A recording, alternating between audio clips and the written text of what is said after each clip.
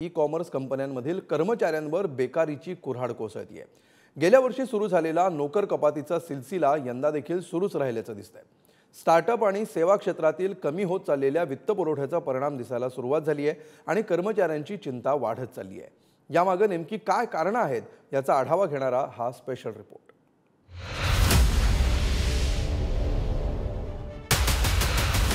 एका क्लिकवर हवे ते पदार्थ घरपोच मिळण्याची सोय करणारी आणि घरबसल्या पोट भरण्याची सोय करणारी ई कॉमर्स कंपनी म्हणजे स्विगी। मात्र या कंपनीत काम करणाऱ्या अनेक कर्मचाऱ्यांच्या पोटापाण्याचा प्रश्न निर्माण होणार आहे। स्विगीतून सुमारे 350 ते 400 कर्मचाऱ्यांना नारळ दिला जाणार आहे। दुसरीकडे फ्लिपकार्टमधील कर्मचाऱ्यांवर सुद्धा बेकारीची कुऱ्हाड कोसळणार आहे। फ्लिपकार्टमधील सुमारे 1000 कर्मचाऱ्यांना आपली नोकरी गमवावी लागणार आहे।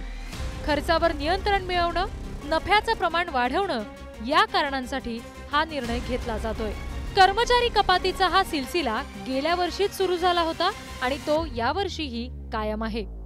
गेल्या वर्षी जानेवारी महिन्यात स्विगीनं कर्मचारी कपात केली होती, तेव्हा 380 जणांना नोकरीवरून काढलं होतं।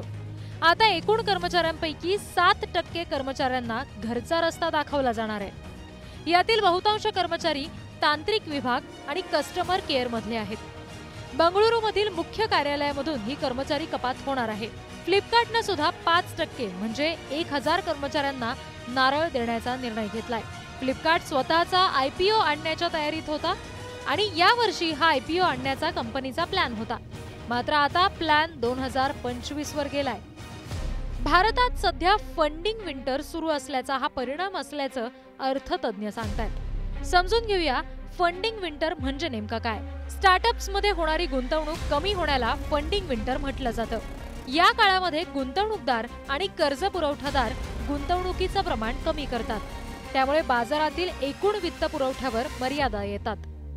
परिणामी कंपन्या खर्चात कपात करू लागतात। बाजारातील कमी होत चाललेल्या वित्त पुरवठ्याचा परिणाम वेगवेगळ्या क्षेत्रातील स्टार्टअप्सना बसतोय असं चित्र दिसतंय। काही दिवसांवर येऊन ठेपलेल्या केंद्रीय अर्थसंकल्पात या क्षेत्रासाठी काही नव्या घोषणा होतात का याकडे सगळ्यांचंच लक्ष असणार आहे। मात्र या निमित्तानं खासगी सेवा क्षेत्रावर घोंगावणाऱ्या संकटाची पहिली चाहूल लागली आहे हे मात्र नक्की। अमोल जोशी, पुढारी न्यूज, मुंबई।